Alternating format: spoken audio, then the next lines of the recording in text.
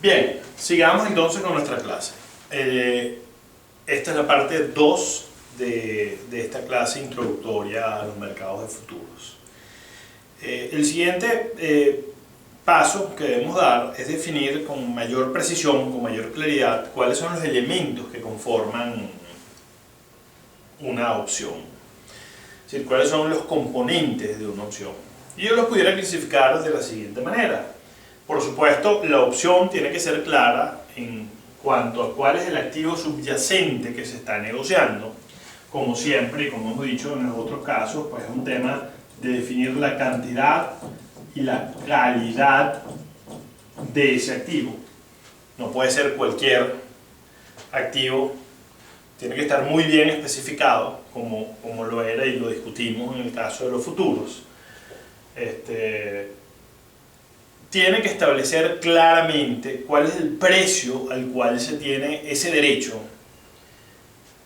En el caso de las opciones call, es el precio al cual se tiene derecho a comprar, y en el caso de las opciones put, es el precio al cual se tiene derecho a vender. Ese precio de ejercicio, que vamos a llamar de ahora en adelante, también lo vamos a describir indistintamente con su terminología en inglés, que es strike price. Precio de ejercicio igual a strike price. Es el precio, repito, al cual se tiene derecho a comprar o derecho a vender, dependiendo si se trata de una opción call o de una opción put. Tiene que estar claramente establecido cuál es la fecha de vencimiento de ese contrato, es decir, la fecha al cual el ejercicio puede ser realizado, o sea, se puede ejercer el derecho, en el caso de una opción europea, o la fecha tope hasta la cual se puede ejercer el derecho y se va a negociar ese derecho si la opción es americana, como discutimos anteriormente. Ahora bien, hay un último elemento que quizás es el novedoso dentro de lo que son las opciones, que ya nos hemos referido a él, que es la prima.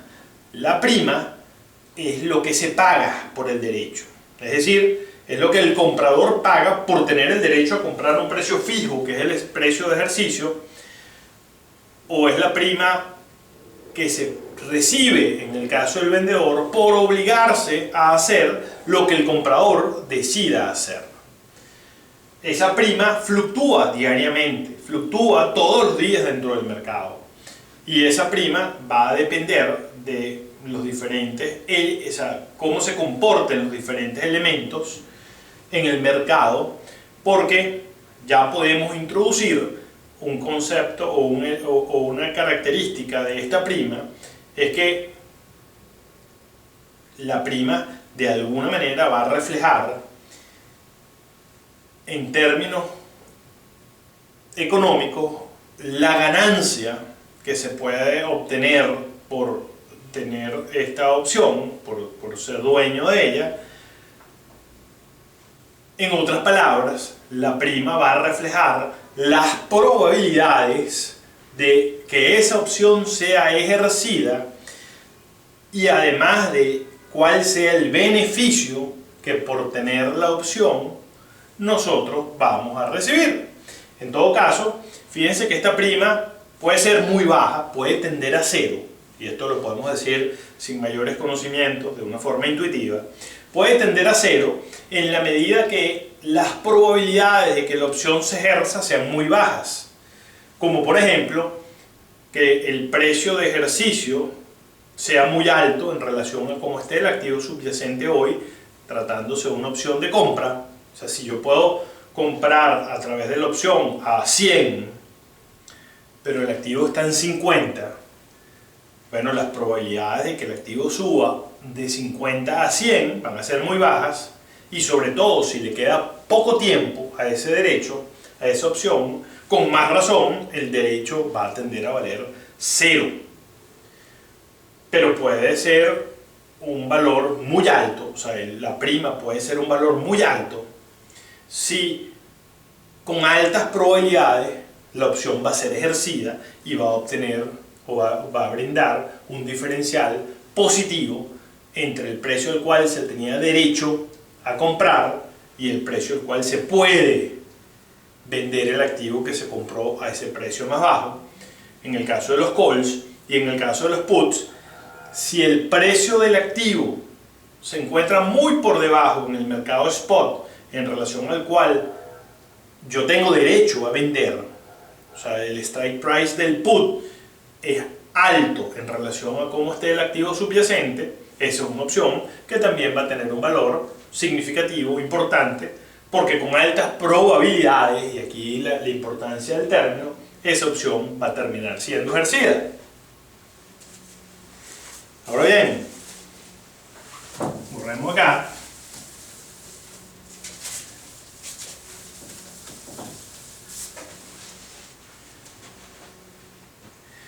Y hablemos de cuáles son los diferentes flujos de caja que puede, o sea, generarnos o nos puede brindar una opción. Fíjense, ahora voy a desarrollar un pequeño gráfico que refleja el flujo de pago de una opción, pero es un gráfico muy particular porque es un gráfico que se hace a priori y va a reflejar todos los posibles resultados como beneficios o pérdidas de tener una opción, dado todos los posibles valores que puede terminar teniendo el activo subyacente.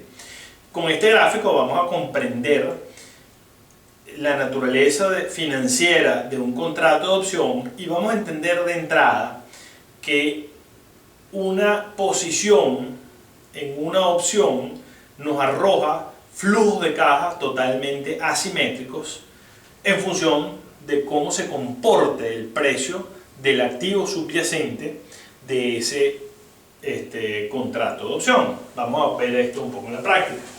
Vamos a hacer un gráfico donde en el eje X yo estoy reflejando mis resultados de ganancias y pérdidas, y en el eje Y, perdón, en el eje Y y en el eje X estoy reflejando los valores del strike price, que es un valor fijo, pero adicionalmente estoy reflejando todos los valores posibles del precio del activo subyacente a la fecha de vencimiento de la opción. Por supuesto, el eje Y, si estoy por niveles superiores al eje X, significa que hay ganancias, son valores positivos, y si estoy por debajo de esa línea horizontal que representa el eje X, voy a tener pérdidas. Fíjense qué interesante. En el caso de una opción call, recuerden que una opción call es una opción de compra, es decir, yo pago una prima por tener el derecho a comprar un activo subyacente a un precio que es el precio de ejercicio o el strike price. Si el precio del activo subyacente es inferior al strike price, esa opción no va a ser ejercida, porque yo no voy a comprar a un precio X algo que vale menos que ese precio X. En ese caso yo no ejercería la opción, pero como yo pagué un derecho por tener una prima, perdón, por tener ese derecho, yo voy a perder el equivalente a la prima. Es decir, valores de S que están a la izquierda de X, vale decir que son inferiores al strike price, van a implicar que yo no voy a ejercer el derecho. Y como no voy a ejercer el derecho, yo voy a pagar la prima. Y punto. Eso es lo que voy a perder. Es muy interesante porque yo, no importa cuánto baje el precio del activo, ya yo tengo mi pérdida limitada al valor de la prima que yo pagué por tener ese derecho. Pero, si el activo subyacente sube en relación a X, o sea, hace mayor que el strike price, la opción sí va a ser ejercida. Y cuando digo que va a ser ejercida, significa que yo puedo empezar a tener un beneficio económico por esa opción. Sin embargo, en los primeros incrementos del precio del activo subyacente en relación al strike price, realmente lo que voy a estar haciendo es amortizar, la primera porción me va a servir para amortizar el valor de la prima que pagué. Pero eso no invalida el hecho de que la opción va a ser ejercida. Porque así sea que yo vaya a recuperar unos centavos del valor del activo, yo voy a preferir ejercer el derecho que no ejercerlo.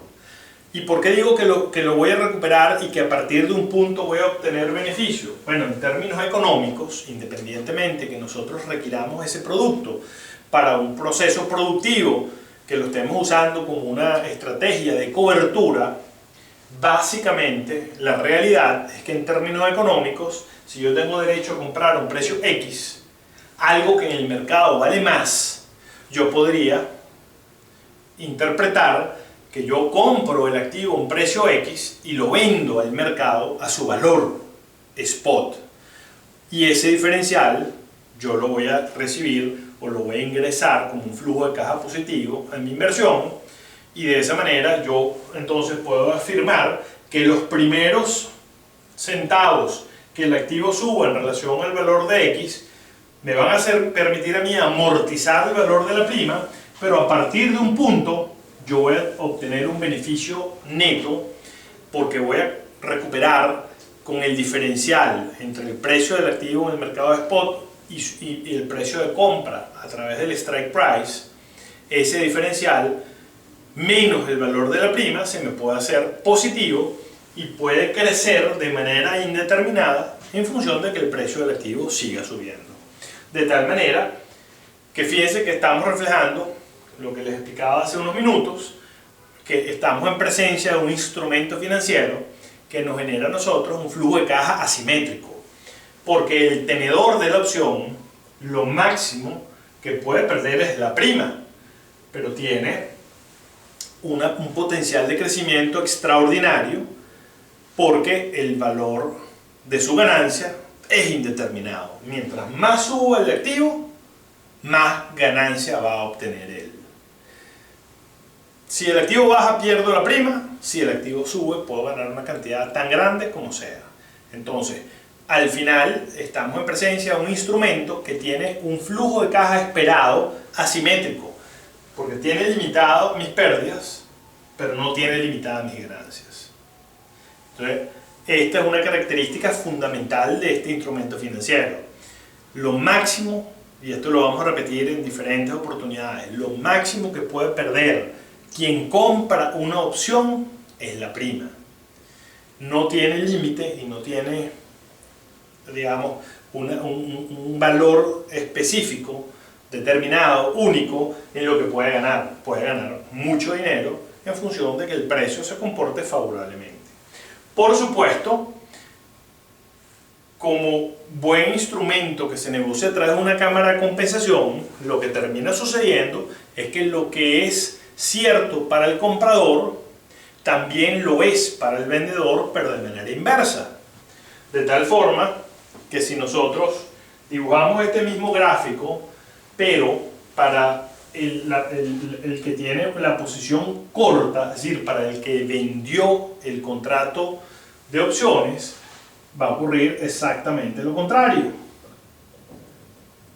Si el activo subyacente vale menos que el strike price, él va a obtener un beneficio limitado. Es decir, él va a ganar, o lo máximo que puede ganar es la prima. Sin embargo, si el activo subyacente sube de valor en relación al strike price, sus pérdidas pueden ser tan grandes como sea el incremento del precio del activo en relación al precio de ejercicio. Es decir, fíjense que la posición larga, esto es una posición larga en un call, es completamente simétrica, es una posición espejo a una posición corta en un call. Y es completamente natural porque, al igual que lo que ocurre con los contratos de futuro, la cámara de compensación lo que hace es diariamente compensar entre las posiciones largas y las posiciones cortas las ganancias o pérdidas que se obtienen en esa posición. De tal manera que lo que ocurre para la posición larga tiene que ser igual, pero a la inversa de quien mantiene la posición corta. Recuerden que la cámara de compensación lo único que hace es cobrar por las comisiones de las transacciones que ocurran. O sea, ella cobra una comisión, pero ella no participa en las ganancias o pérdidas que son propias de los participantes. Los participantes son los que tienen que, de alguna manera, limitar sus pérdidas. Ahora, hay una pregunta que ustedes se harán y tiene que ver con cómo se maneja el sistema de colaterales en estas posiciones. Bueno, hay una cosa natural. Las opciones de compra, la parte compradora de las opciones, como su máxima pérdida es la prima, no importa que sea un call o que sea un put, no tiene que poner ningún otro colateral, paga la prima y ese es lo máximo que él puede perder. Pero con la parte vendedora, quien vende el call o vende el put, sí tiene que poner, al igual que los futuros, tiene que poner un colateral a través de una cuenta de margen, y en la medida que esa persona está teniendo pérdidas por esa posición, está obligada a reponer colaterales, incrementar nuevamente, o sea, hacer depósitos, restablecer los depósitos iniciales, y si esa persona no lo hace, se ejecuta el margin call, donde la cámara de compensación le liquida la posición a esa contraparte. De tal forma que, repito, aquí quizás haciendo un paralelismo y una diferencia con los futuros, el comprador de una opción no tiene que poner ningún tipo de colateral. El vendedor sí tiene que poner depósitos en garantía.